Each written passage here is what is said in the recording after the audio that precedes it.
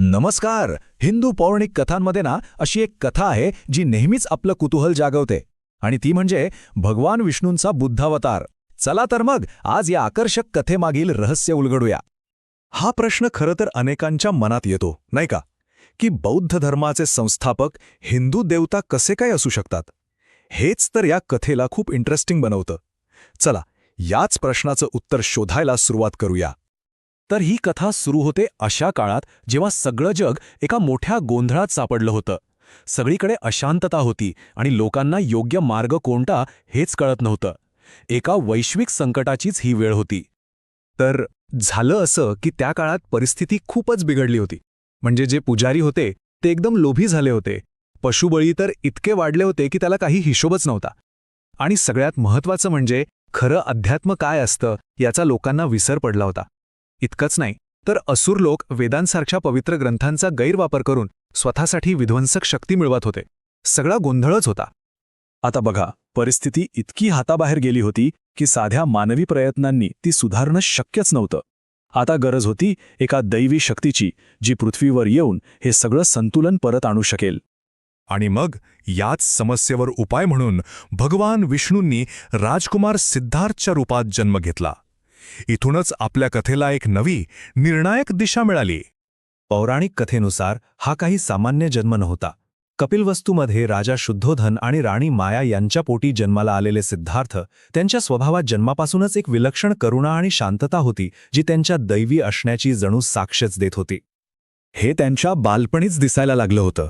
जिथे इतर राजकुमार शिकारीचा आणि राजशाही गोष्टींचा आनंद घेत असत, तिथे सिद्धार्थ कोणत्याही प्रकारच्या हिंसेपासून दूर राहत. त्यांना प्रत्येक जीवाबद्दल सहानुभूती वाटायची आणि जगात इतकं दुःख का आहे असे प्रश्न पडायचे. त्यांच्या आयुष्यातला हा एक टर्निंग पॉइंट होता. जेव्हा त्यांनी पहिल्यांदा म्हातारपण, आजारपण आणि मृत्यू पाहिला, तेव्हा त्यांच्या मनात एकच मूलभूत प्रश्न निर्माण झाला: जगात दुःख का अस्तित्वात आहे? आणि याच प्रश्नाच्या उत्तराच्या शोधात त्यांचा पुढचा प्रवास सुरू झाला. आता आपण कथेच्या पुढच्या टप्प्यावर आलो आहोत, जिथे एक राजकुमार सिद्धार्थ एका आध्यात्मिक साधकाच्या रूपात बदलणार होता. हा होता त्याच्या महात्यागाचा आणि अंतिम सत्याच्या शोधाचा प्रवास. विचार करा, त्यांनी एका क्षणात राजवाड्याच्या सगळ्या सुखसोयी सोडून दिल्या. आपले केस कापले, राजशाही कपड्यांऐवजी साधी वस्त्र घातली आणि सत्याच्या शोधासाठी घराबाहेर पडले. त्यांचा निश्चय किती दृढ असेल याची कल्पना करा. अनेक ठिकाणी फिरल्यानंतर अखेर त्यांचा प्रवास त्यांना बोधगयेतील एका बोधिवृक्षाखाली घेऊन आला. त्यांना वाटलं की याच ठिकाणी त्यांच्या सर्व प्रश्नांची उत्तरं दडलेली आहेत आणि तिथेच त्यांनी गहन ध्यानाला सुरुवात केली. आणि याच बोधिवृक्षाखाली ध्यान करत असताना त्यांना ज्ञानप्राप्ती झाली. सिद्धार्थ गौतम आता बुद्ध बनले होते, म्हणजे जागृत झालेला. हिंदू पुराणानुसार हाच तो क्षण होता जेव्हा विष्णू अवताराचा खरा उद्देश जगासमोर आला. चला आता हे समजून घेऊया की या अवताराचं नेमकं ध्येय काय होतं आणि बुद्धांनी ते साध्य कसं केलं. त्यांची शिकवण त्या काळातल्या प्रत्येक समस्येवर एक प्रभावी आणि सौम्य उपाय होती. बुद्धांची शिकवण खरंच क्रांतिकारी होती. बघा, एका बाजूला भ्रष्टविधी होते, पशुबळी होता, तर दुसऱ्या बाजूला बुद्धांनी अहिंसेचा मार्ग दाखवला.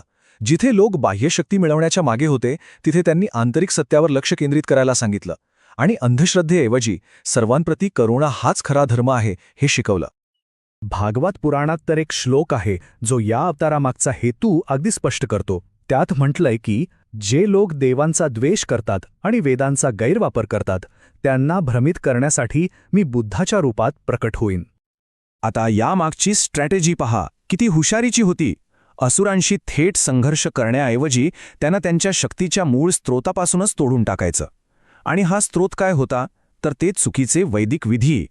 बुद्धांनी लोकांना असा मार्ग दाखवला की लोक ते विधी करणंच सोडून देतील. आणि मग झालंही तसंच.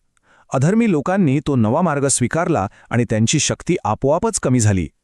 ही एक प्रकारची दैवी माया होती, ज्यामुळे वैश्विक संतुलन परत आलं. तर आता आपण या विश्लेषणाच्या अंतिम टप्प्यात आलो आहोत. इथे आपण पाहणार आहोत की बुद्ध अवताराच्या कार्याचे परिणाम काय झाले आणि त्याचा समाजावर कसा दूरगामी परिणाम झाला. बुद्धांच्या शिकवणीचा समाजावर खूप सकारात्मक परिणाम झाला. जिथे आधी मोठ्या प्रमाणात पशुबळी होत होते, तिथे आता अहिंसेचा मार्ग स्वीकारला गेला. हिंसाचार कमी झाला, राजांनी युद्धाऐवजी शांततेचा मार्ग निवडला आणि लोकांमध्ये एकमेकांबद्दल करुणा आणि दयाळूपणा वाढला. हिंदू कालगणनेनुसार बुद्ध अवताराने आपलं कार्य पूर्ण केलं आणि धर्माची पुनर्स्थापना करून कलियुगाचा मार्ग मोकळा केला. आणि आता परंपरेनुसार पुढचा अवतार असेल कल्की, ज्याची सर्वजण वाट पाहत आहेत. म्हणूनच हिंदू धर्मात बुद्ध अवताराला खूप खोल अर्थ आहे. तो केवळ अहिंसा आणि करुणेचा संदेश देत नाही, तर वाईट शक्तींना कसं कमजोर करायचं याची एक वैश्विक रणनीती दाखवतो. आणि सगळ्यात महत्त्वाचं, हा अवतार हिंदू आणि बौद्ध या दोन महान परंपरांना जोडणारा एक प्रतिकात्मक पूल आहे. आणि शेवटी हा एक प्रश्न आपल्याला विचार करायला लावतो. जेव्हा एक महान धर्म दुसऱ्या धर्माच्या संस्थापकाला आपल्या परंपरेत इतकं महत्त्वाचं स्थान देतो, तेव्हा त्याचा नेमका अर्थ काय असतो, यातून आपल्याला काय शिकायला मिळतं, यावर नक्कीच विचार करायला हवा.